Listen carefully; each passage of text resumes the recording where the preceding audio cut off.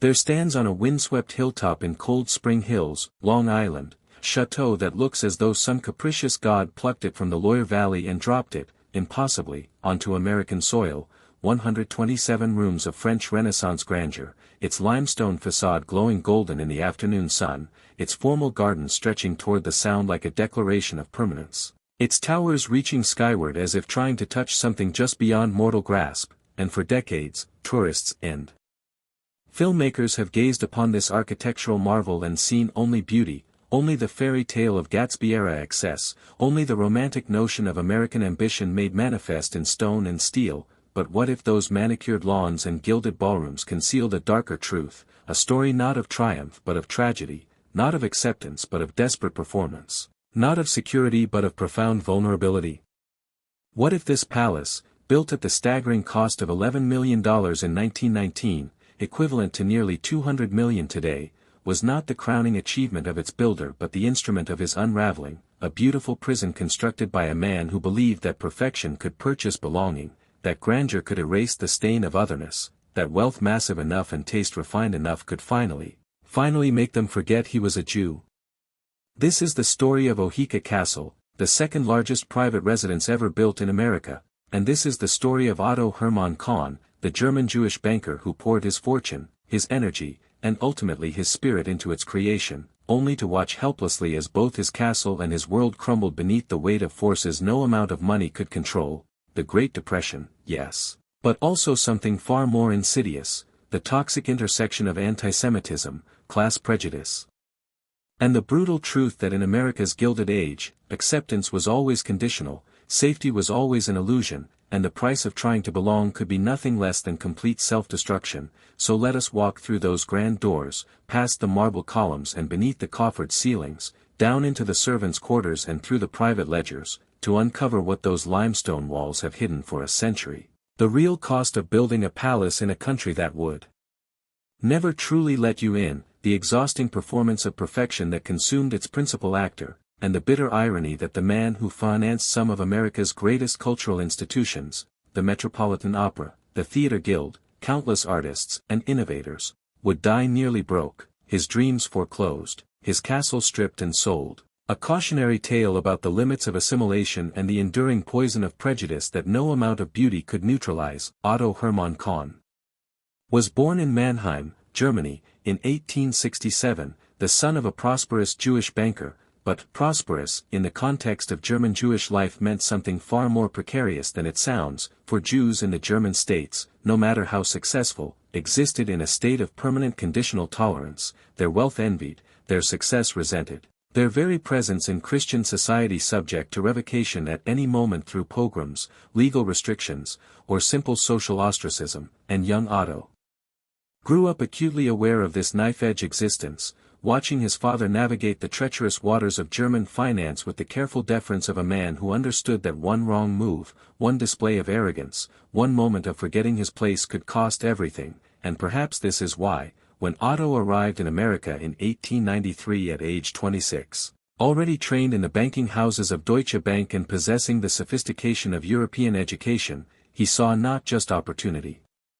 but possibility for transformation. Here, in this raw, chaotic republic that claimed to judge men by merit rather than blood, perhaps a Jew could finally escape the weight of centuries of prejudice, could finally build something permanent, could finally belong. He joined the banking firm of Kuhn, Loeb Co, one of the most powerful Jewish investment houses on Wall Street, and discovered he possessed a rare gift, the ability to see value where others saw only chaos, to structure deals of breathtaking complexity, to merge, acquire, and reorganize entire industries with the cool precision of a surgeon, and within a decade he had become a partner, then a driving force, helping to refinance the Union Pacific Railroad, reorganizing the Baltimore and Ohio, financing the expansion of American industry on a scale that made him, by 1900, one of the wealthiest men in the nation, his fortune estimated at over $400 million in today's dollars, his influence extending into the highest echelons of American capitalism. Yet even as his bank account swelled and his professional reputation soared, Otto Kahn understood with painful clarity that money alone would never be enough, that Wall Street might accept his financial genius but Manhattan society would always see him as other, as foreign, as Jewish, and this knowledge gnawed at him, driving him to pursue something beyond mere wealth. He would become a patron, a builder of culture, a man whose taste and generosity would be so undeniable that even the most prejudiced Brahmin would have to acknowledge his legitimacy, his belonging, his right to be here. He poured millions into the Metropolitan Opera, serving as its chairman and savior during its most precarious years, personally guaranteeing deficits, importing the greatest artists from Europe, transforming it into a world-class institution, and he didn't stop there. He bankrolled struggling playwrights, funded avant-garde theater companies, supported the Provincetown players who launched Eugene O'Neill, commissioned symphonies, collected Renaissance art, and entertained scientists, authors, and intellectuals at lavish dinners where conversation ranged from Freudian psychology to modern architecture, all of it a carefully orchestrated performance designed to demonstrate that Otto Kahn was not merely rich but refined, not merely successful but sophisticated, not a crude robber baron but a Renaissance man for the modern age. Yet despite all this cultivation, despite the public accolades and the grateful dedications in theater programs, he remained always slightly outside, always aware of the whispers, the polite distance maintained by certain families, the clubs that would never admit him regardless of his contributions, the casual anti-Semitism that permeated even the most educated circles, and it was this awareness, this perpetual state of almost but not quite belonging, that led him to conceive of Oheka Castle, a project so ambitious, so perfectly executed, so undeniably magnificent that it would serve as the ultimate argument for his legitimacy, a physical manifestation of his right to stand among America's aristocracy, a stage upon which he could perform the role of country gentleman with such conviction that eventually, surely, the performance would become reality. The construction of Oheka Castle between 1914 and 1919 was an act of almost delusional ambition, a fevered dream of European grandeur transplanted onto the scrubby hills of Long Island with such determination that reality itself seemed to bend to accommodate it, and perhaps that was the point. Otto Kahn was not merely building a house but attempting to reshape the landscape, both physical and social, to match his vision of what his life should be, what his acceptance should look like, what his legacy should become. He purchased 443 acres of largely barren hilltop in Cold Spring Hills, the highest point on Long Island, a location that real estate agents today would call challenging, but that Kahn saw as symbolically perfect. He would quite literally build his palace on a hill, visible for miles, a beacon of civilization rising from rough terrain, the physical embodiment of his own journey from German Jewish outsider to American titan, and to transform this vision into reality he hired the architectural firm of Delano and Aldrich, specialists in creating historically inspired estates for the newly wealthy, men who understood that what their clients wanted was not innovation but legitimacy, not originality but the patina of ancient aristocracy. And so they designed for Kahn a 127-room château in the style of French Renaissance palaces, drawing inspiration from Fontainebleau and Vaux-le-Vicomte, creating a symmetrical limestone masterpiece with a central courtyard, formal wings, soaring towers, and every architectural detail calibrated to whisper, old money, European nobility, timeless elegance, even though the entire structure was being carved out of raw earth and assembled from imported materials in a construction project that would employ over 1,000 workers at its peak. The engineering challenges were staggering because the hilltop Kahn had chosen was not naturally hospitable to such a massive structure. The site required extensive grading, with workers removing entire sections of hill and filling low areas to create a level platform, then digging foundations deep into bedrock to support the enormous weight of limestone walls and steel-reinforced concrete floors. And because Kahn insisted on authentic materials, limestone was quarried and shipped from France. Oak paneling was carved in European workshops and transported across the Atlantic, marble was sourced from Italian quarries, while an army of craftsmen, stonemasons, carpenters, plasterers, ironworkers, labored for 5 years to assemble this palace with the precision of a Swiss watch, every molding perfect, every joint invisible, every surface polished to aristocratic gleam. But the house itself was only part of the vision. Kahn simultaneously commissioned the Olmsted brothers, sons of the legendary Frederick Law Olmsted who designed Central Park, to transform the surrounding acres into formal gardens, and what they created was nothing short of landscape as argument. Terraced gardens descended from the château in the French manner, with geometric precision. Manicured lawns stretched toward carefully planted woodlands, reflecting pools mirrored the sky, a network of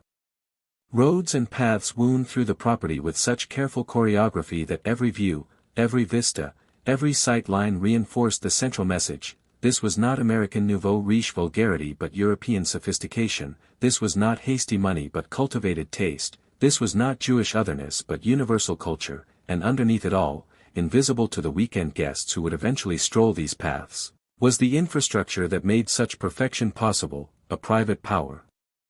plant generating electricity for the entire estate, a water treatment facility ensuring pure supply, a vast heating system with miles of pipes and ducts, telephone lines connecting every room, and below stairs, a complete hidden city of servants' quarters, kitchens, laundries, storage rooms, workshops, all of it designed with the same meticulous attention to efficiency and concealment. Because the great houses of this era operated on a fundamental principle of theater, the wealthy performed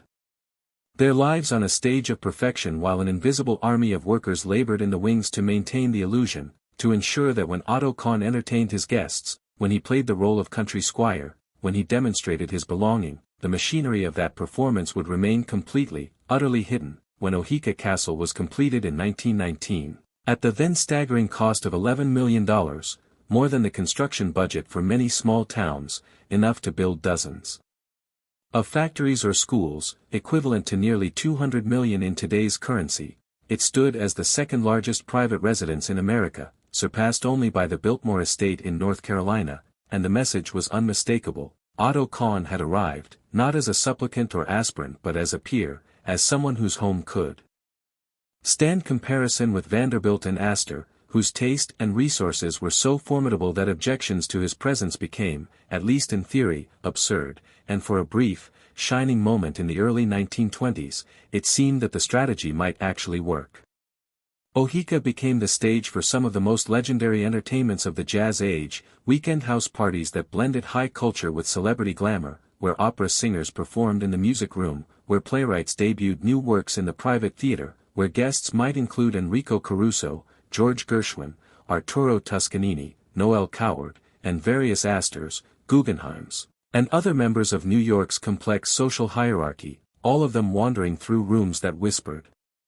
good taste at every turn, the library with its leather-bound volumes and carved oak paneling, the formal dining room with its hand-painted ceiling and table that could seat 200, the drawing rooms filled with Renaissance paintings and French furniture, the conservatory overflowing with exotic orchids, every space calibrated to project not wealth but cultivation, not money but meaning, not nouveau riche grasping but old-world assurance, and Kahn himself played the role of host with studied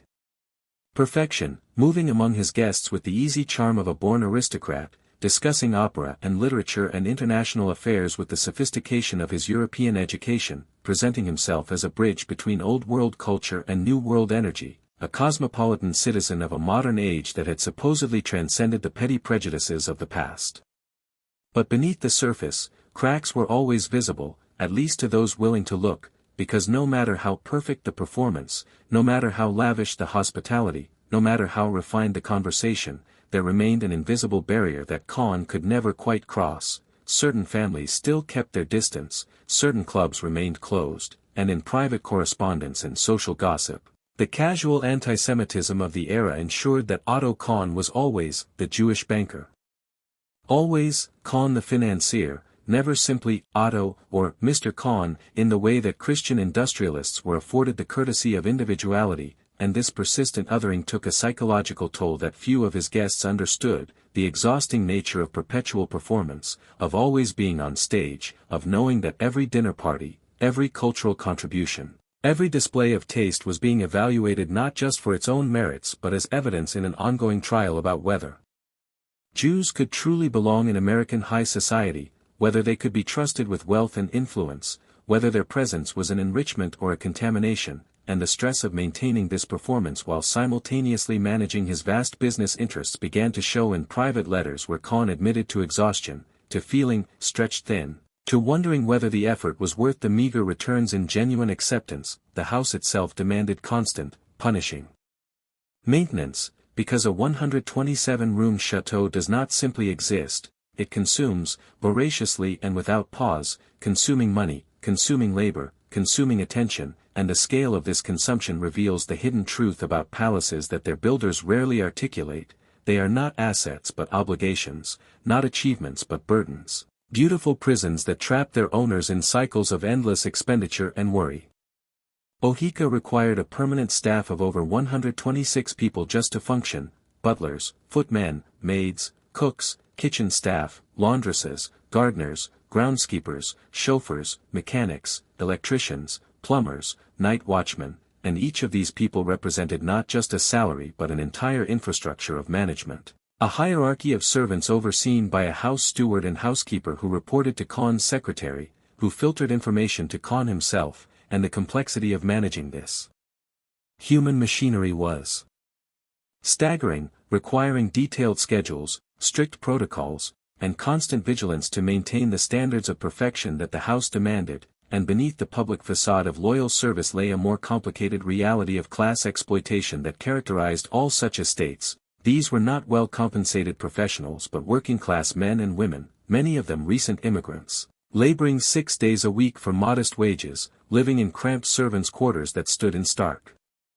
contrast to the opulent spaces they maintained, their lives circumscribed by rigid rules about visibility. They were to remain unseen by guests, to move through hidden corridors and back stairs, to appear only when summoned and disappear the moment their task was complete, to become, in effect, invisible machines in human form. And the cost of this invisible labor was never calculated in the $11 million construction figure, never mentioned in the newspaper accounts of Kahn's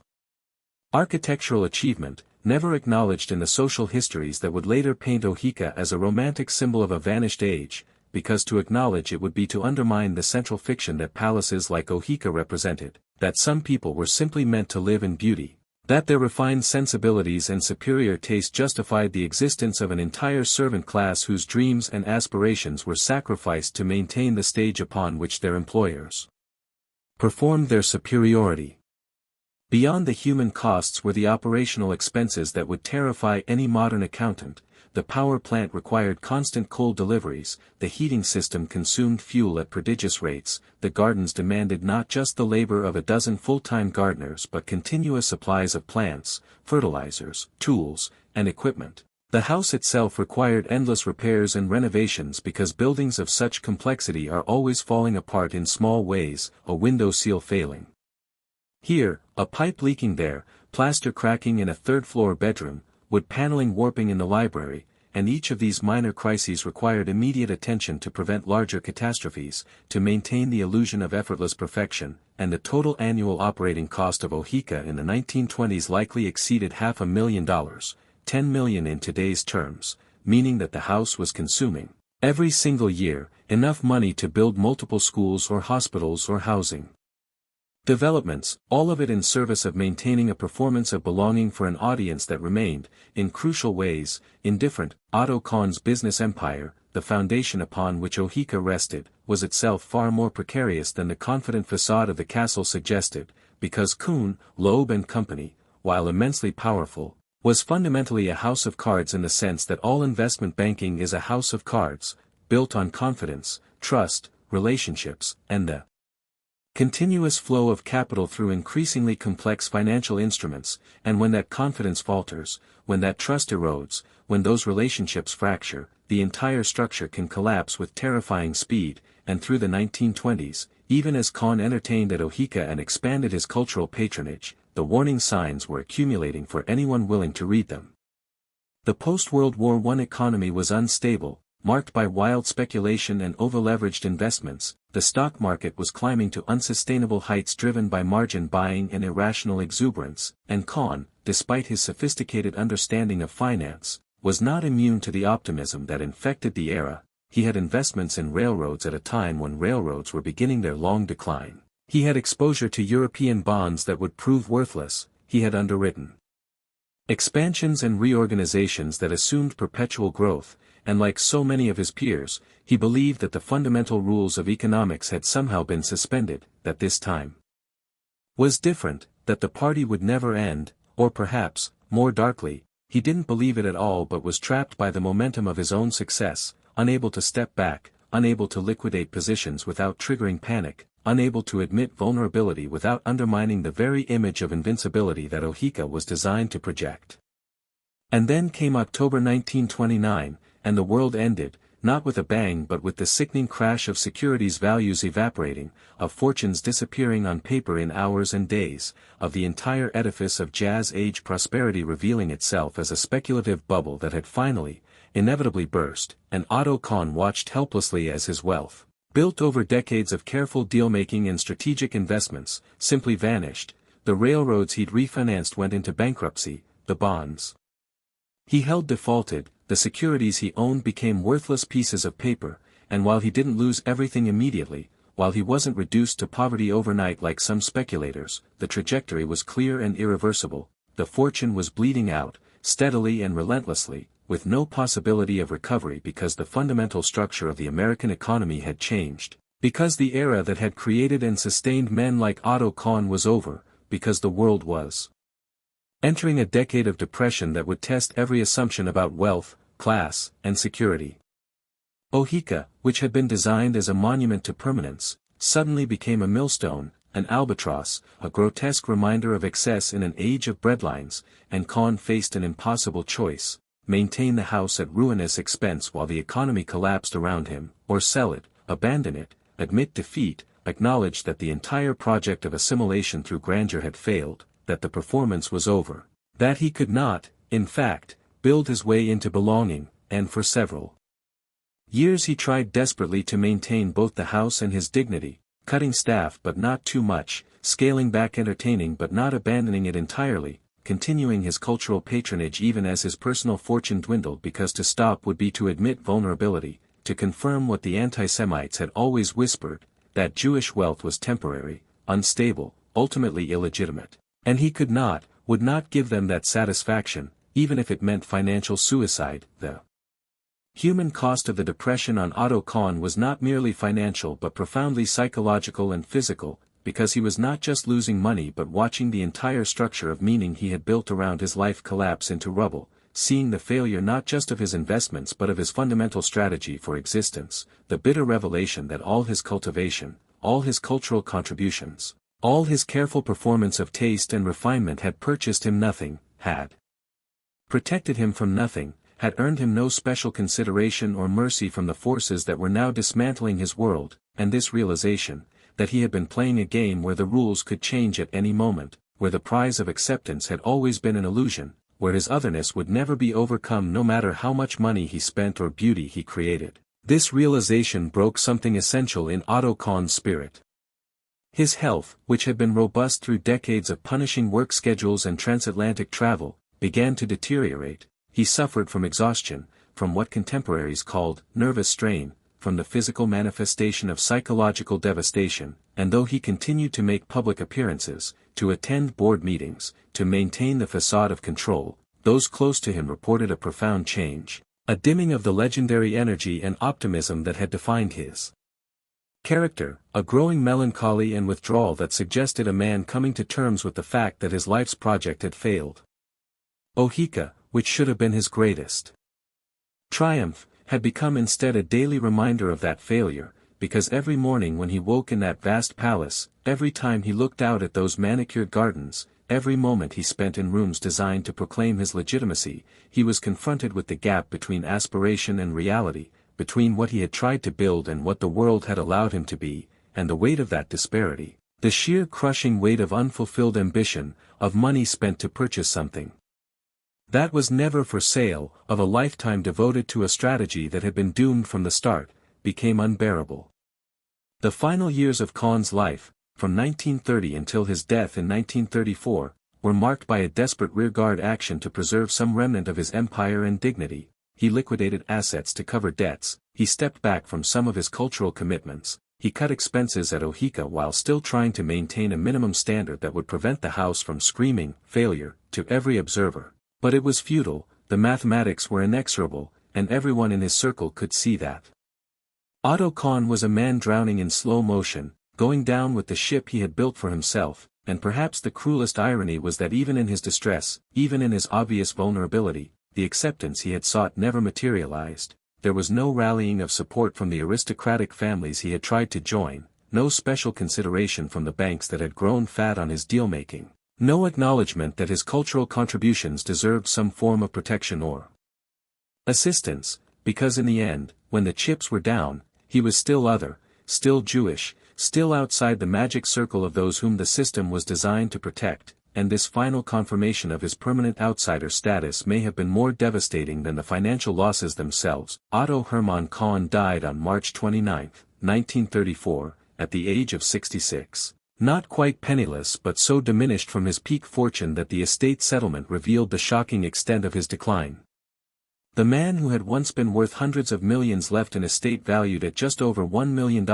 most of it tied up in illiquid assets that would continue to depreciate, meaning that his widow and children inherited not wealth but the burden of managing his remaining obligations, including Oheka Castle, which by this point was consuming more money than it could possibly generate. A beautiful ruin in everything but name, and within months of his death, the family made the inevitable decision to put the property up for sale, to find someone else who might want to play the role of country squire, to believe that a Long Island palace could be anything other than a trap, but of course there were no buyers, because it was 1934, because the Depression had eviscerated the market for such extravagances, because anyone with money was clinging to it desperately rather than spending it on a 127-room château that cost a fortune just to keep heated, and so Oheka entered a long, slow decline that mirrored in physical form the psychological decline its builder had experienced in his final years. The staff was dismissed, the gardens began to grow wild, the house was shuttered room by room, and the perfection that had been maintained through such extraordinary effort began to crumble in the absence of constant intervention, because that is what perfection does without the invisible labor to sustain it. It reveals itself as temporary, as fragile, as an illusion that can only be maintained at unsustainable cost. During World War II, the mansion was repurposed as a retreat for defense industry workers, a strange inversion of its original purpose, where once the elite gathered to perform their superiority, now ordinary workers, the very people whose labor had built and maintained such estates, slept in rooms designed for aristocratic guests, and one imagines them looking around at the gilded ceilings and marble fireplaces and wondering what kind of person could have believed that such excess was necessary. What kind of desperation could have driven someone to build this palace on a hill, and perhaps some of them, the more thoughtful ones, understood that Oheka was not really about comfort or beauty but about something more desperate, the attempt to build a wall of grandeur high enough and thick enough to keep out the poison of prejudice, the fantasy that perfection could be a form of protection, the tragic hope that if you made yourself indispensable enough, cultured enough, wealthy enough, they would finally let you in. After the war, Oheka changed hands multiple times, each transaction marking another step in its degradation. It became a training school for merchant marine officers, where young men learned navigation and seamanship in what had been drawing rooms and conservatories. Then it stood vacant for years, attracting vandals and thieves who stripped it of anything valuable, the copper plumbing ripped out, the marble mantles stolen, the carved wood paneling pried off walls and sold, the systematic dismemberment of what had once been called the eighth wonder of the world, and by the 1980s, Oheka Castle was a ruin, not the romantic kind of ruin that attracts poets but the depressing kind that speaks only of waste and failure, the windows broken, the roof leaking, the gardens completely overgrown, the reflecting pools filled with stagnant water and debris, nature reclaiming the hilltop that had been so artificially shaped to accommodate human vanity, and it seemed inevitable that the entire structure would eventually be demolished, bulldozed to make way for a subdivision or shopping center, erased from the landscape as thoroughly as Otto Kahn's fortune had been erased by the Depression, and that would have been the end of the story. Another cautionary tale about hubris and excess. Another palace built by a dreamer and destroyed by reality, another monument to the fundamental instability of wealth in a capitalist system that creates and destroys fortunes with equal indifference. Except that in 1984, a developer named Gary Melius purchased the property and made the seemingly insane decision to restore it, not as a private residence because no one could afford to live in such a place, but as a hotel and events venue, a commercial operation that would exploit the very grandeur that had destroyed its builder, turning Oheka from a private performance of belonging into a public performance of luxury, a place where anyone with enough money could temporarily inhabit the fantasy of aristocratic life that Kahn had tried and failed to make real, and the irony of this transformation was almost too perfect. The house that was built to prove that a Jewish banker could belong to the American aristocracy ended up as a backdrop for weddings and bar mitzvahs, for film shoots and corporate retreats, For exactly the kind of nouveau riche display that Kahn had tried so desperately to transcend, the house becoming in its afterlife exactly what its builder had feared it might be seen as: gaudy, excessive, theatrical, a stage set rather than a home, spectacle rather than substance. The restoration of Oheka, which took over 20 years and cost an estimated $30 million, was a remarkable feat of historical preservation, with craftsmen working from original photographs and architectural drawings to recreate lost details, to repair damaged stonework, to replant gardens according to the Olmsted plans, to restore the house to something approaching its original splendor. But what they could not restore, what no amount of money or skill could recreate, was the context that had given Oheka meaning, the social world that Kahn had been trying to enter, the cultural moment that had made such palaces seem necessary, the personal desperation that had driven a brilliant man to pour his fortune into limestone and marble. And so what visitors encounter today when they tour Oheka or book it for a wedding is something fundamentally different from what Otto Kahn built. They experience not a home but a museum, not a life but a tableau, not the reality of Jazz Age excess but a sanitized, romanticized version that has been stripped of all the darkness, all the prejudice, all the human cost, all the failure that defined the original. And the tours guide them through the public rooms while narrating a story of architectural triumph and Gatsby-era glamour, mentioning Otto Kahn primarily as a patron of the arts, as a visionary builder, as a man of taste and culture, but rarely dwelling on the fact that he died diminished and exhausted, that his palace contributed to his ruin rather than his salvation, that the entire project was born from a kind of desperation that should trouble anyone who romanticizes this era. And in this selective storytelling, Oheka's restoration participates in a larger cultural amnesia about the Gilded Age and Jazz Age, a willful forgetting of the exploitation and prejudice and instability that characterized those decades, a preference for beautiful surfaces over uncomfortable truths, for architectural porn over historical honesty. And while one can hardly blame a hotel for not wanting to depress its guests, the gap between the marketed image of Oheka as a romantic fantasy and the historical reality of what it represented and what it cost is wide enough to drive a freight train through. The true legacy of Oheka Castle and Otto Kahn is not the restored building that stands today, beautiful and functional and profitable, but the questions that their story forces us to confront about wealth, assimilation, prejudice, and the enduring American fantasy that enough success can overcome any disadvantage, that the American dream is truly available to everyone regardless of background, that we are indeed a meritocracy where talent and hard work are fairly rewarded. And what Oheka whispers, if we listen carefully, is that all of this is a lie, or at least a profound oversimplification, because Otto Kahn was talented and hard-working, he was brilliant at finance and genuinely devoted to culture. He contributed enormously to American society through his patronage and deal-making. He played by every rule and exceeded every expectation, and still, at the end, he was other, still he was outside, still his palace could not purchase the acceptance he craved because the game was rigged from the start, the prize was never really available, and the society he was trying to join had no intention of actually letting him in. No matter how much he spent or how perfectly he performed. The specific form of prejudice that destroyed Kahn, anti-Semitism in early 20th century America, may have evolved in its expression, may have become more subtle and less socially acceptable to voice explicitly, but the fundamental dynamic remains depressingly familiar. Members of minority groups, no matter how successful, are always conditionally accepted, always subject to revocation, always required to prove and prove again their worthiness in ways that members of the majority never have to demonstrate, always one economic downturn or social panic away from being redefined as threat rather than asset, as other rather than us. And this is the dark knowledge that Oheka holds in its limestone walls, that wealth without power is vulnerable, that cultural contribution without political protection is insufficient, that in times of crisis, when resources become scarce and fears run high, the most accomplished outsiders will be sacrificed first, their achievements forgotten, their contributions erased, their claims to belonging revealed as the conditional, revocable grants they always were.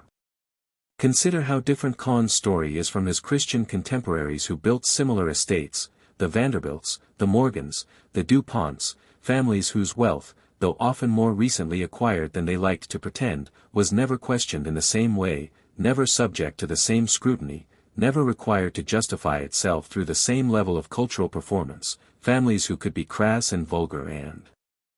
Exploitative and still remain unquestionably American, unquestionably legitimate, unquestionably inside the circle of protection that wealth is supposed to provide, and the difference was not education or taste or character but simply birth, simply the accident of being Christian in a Christian-dominated society, simply the luxury of majority status that rendered them default, normal, unquestioned, while Kahn was always marked, always other, always required to work harder and prove more and still end up diminished. The physical preservation of Oheka as a hotel and event venue, while undoubtedly valuable from an architectural standpoint, thus becomes a kind of comfortable lie we tell ourselves about history, a way of consuming the aesthetic pleasures of the past while ignoring its moral horrors, of enjoying the beauty without confronting the ugliness, of playing dress-up in period clothes without acknowledging the suffering and exploitation and prejudice that made such displays possible. And this is not unique to Oheka but part of a larger cultural pattern of heritage tourism that presents the Gilded Age as a golden age, that romanticizes the mansions and yachts and parties while downplaying the child labor and worker exploitation and racial terror and anti-immigrant violence that characterize the same period, that allows contemporary Americans to fantasize about being aristocrats while ignoring the fact that aristocracy by definition requires an underclass, that the beauty of places like Oheka rests on invisible foundations of suffering, that for every person living in splendor, there were hundreds living in squalor, their labor extracted, their dreams deferred, their humanity denied in service of maintaining the performance of perfection that we now pay admission to witness. The servants who maintained Oheka, the workers who built it, the gardeners who shaped its landscape, their stories are largely lost, unrecorded, considered unimportant compared to the grand narrative of Otto Kahn the patron and builder, and yet their labor was the foundation of everything, the invisible machinery without which the entire fantasy would have been impossible, and their absence from the historical record is not accidental but ideological, a reflection of whose stories we deem worth preserving, whose contributions we acknowledge, whose humanity we recognize, and the fact that we can tour Oheka today without knowing anything about the people who actually made it function, who actually sustained the illusion of effortless luxury, is a kind of violence, an erasure that continues the exploitation it pretends to have left behind. What would Otto Kahn think if he could see Oheka today, restored and functioning and profitable, serving as a backdrop for romantic comedies and celebrity weddings, its image circulating on Instagram and Pinterest as a symbol of aspirational luxury, its history reduced to a few sentences about jazz-age glamour and Citizen Kane inspiration, the complexity of his life and the tragedy of his death simplified into marketing copy and tourist-friendly narrative? Would he feel vindicated that the building survived, that his architectural vision has been preserved, that people continue to marvel at the grandeur he created, or would he feel betrayed that his home has been turned into a commodity, that the private space he designed for performance of belonging has become a public space for performance of wealth, that the desperation and hope and ultimate failure that motivated its construction have been erased in favor of a palatable story about American success and artistic vision, that he has been reduced to a footnote in his own story, a name on a plaque, a biographical detail mentioned quickly before the tour moves on to describe the ballroom's crystal chandeliers and the formal dining room's hand-painted ceiling, all the surface beauty preserved while the deeper meaning has been lost, commodified, or deliberately forgotten. And what should we, as viewers and visitors and consumers of these historical sites, do with the uncomfortable knowledge that our enjoyment of places like Oheka is predicated on a kind of amnesia, a willful forgetting of everything that made them possible and everything they represented, that when we book a wedding at a restored Gilded Age mansion or tour a Jazz Age estate or watch a film set in these palatial spaces, we are participating in a cultural fantasy that erases exploitation, romanticizes inequality, and suggests that the problem with the age of robber barons was merely aesthetic excess rather than systemic injustice, that what we need is not to abolish such radical inequality but simply to restore its monuments and make them accessible to more people, to democratize access to luxury rather than question whether such extremes of luxury should exist at all when others lack necessities, to preserve the beautiful surfaces while ignoring the rot beneath. These are not comfortable questions. And Oheka Castle, standing golden on its hilltop, offering couples the chance to marry in Gatsby-era splendor, hosting corporate retreats in rooms where Otto Kahn once entertained opera singers and playwrights, does not encourage us to ask them, does not want us to dwell on the darkness, prefers that we see only the beauty, only the romance, only the fairy tale of American possibility rather than the nightmare of American prejudice, but the darkness is there nonetheless, encoded in every stone, every garden path, every architectural detail that was designed not for comfort but for performance, not for living but for proving, not for joy but for the desperate attempt to purchase safety through beauty, belonging through perfection, acceptance through the sheer overwhelming force of architectural argument, and the failure of that attempt, the fact that Otto Kahn died diminished, his fortune depleted, his palace immediately abandoned, his acceptance never achieved despite every effort and expense, should trouble anyone who believes that success is simply a matter of merit, that wealth guarantees security, that America is truly a place where anyone can belong if they just work hard enough and play by the rules, because Kahn did all of that and more, he exceeded every reasonable standard, he contributed immeasurably to American culture and finance, he built a palace that still stands as a monument to human ambition and architectural excellence, and it wasn't enough, could never have been enough, because the game was rigged, the prize was illusory. And the acceptance he sought was never really on offer to someone like him, someone marked as other, someone whose wealth and cultivation and taste could not overcome the fundamental fact of his Jewishness in a society where anti-Semitism was not an aberration but a structural feature, not a bug but a defining characteristic of how power and privilege were distributed and maintained. So when you visit Oheka Castle, when you marvel at its beauty and take photographs against its limestone facade, when you attend a wedding in its gardens or watch a film that uses it as a backdrop for stories of jazz-age excess, remember that you are standing in a monument to failure as much as success, to prejudice as much as beauty, to the dark side of the American dream that we prefer not to acknowledge. Remember Otto Hermann Kahn, who believed that perfection could protect him, that grandeur could guarantee belonging, that a palace on a hilltop could be a fortress against prejudice, and remember that he was wrong, tragically and completely wrong, and that his wrongness should inform how we think about wealth and inequality and acceptance today, because the dynamics that destroyed him, the conditional nature of minority acceptance, the inadequacy of cultural contribution without structural power, the way economic crisis reveals and amplifies prejudice, the exhausting performance required of those deemed other, the ultimate impossibility of buying your way into genuine belonging, all of these remain active in our society, operating with different targets perhaps but the same essential logic, the same brutal winnowing that separates insiders from outsiders, the same revocable tolerance that can be withdrawn the moment it becomes inconvenient or expensive to maintain, and if we cannot see this darkness in Oheka's restored splendor, if we can only consume its beauty without confronting its meaning, then we have learned nothing from Otto Kahn's tragedy, we have failed to hear what his palace is trying to tell us. We have chosen comfortable fantasy over uncomfortable truth, and we are doomed to repeat, in different forms with different victims, the same cycle of exclusion and exploitation and desperate performance that left one brilliant man broken and his palace empty, a beautiful shell that survived its builder because buildings do not feel disappointment, do not experience the exhaustion of perpetual performance, do not lie awake at night wondering whether all the effort was worth it, whether the price paid was too high, whether there might have been another way to live.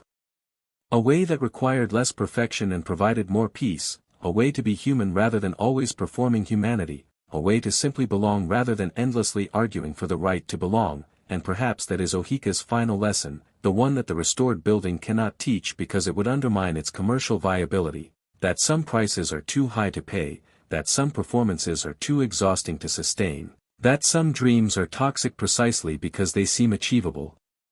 and that the American fantasy of universal belonging through individual achievement is often a trap that destroys those who believe in it most fervently, who sacrifice most completely to achieve it, who build the biggest and most beautiful monuments to their faith in a promise that was never going to be kept, could never be kept, because the system that makes such promises was never designed to honor them, was always structured to exploit the aspirations of outsiders while ensuring they remain outside, turning their ambition into profit for those already inside, their labor into luxury for those who never had to prove anything, their desperation into architectural marvels that survive them, beautiful and empty, monuments to a lie we keep telling ourselves about who we are and what we value and whether success really is available to anyone willing to work for it, and Oheka Castle stands on its Long Island hilltop, Golden in the afternoon light, its gardens immaculate, its rooms restored, hosting celebrations and filming and tours, performing its own kind of success that Otto Kahn never lived to see, and whispering, to those willing to listen, that it was all a performance, always a performance, a desperate, exhausting, ultimately futile performance that consumed its principal actor and left nothing but this beautiful stage, this empty set. This monument to the cost of trying to belong in a country that makes belonging conditional, acceptance revocable, and dreams purchasable but never quite deliverable, and that is the story Oheka really tells, if we have the courage to hear it.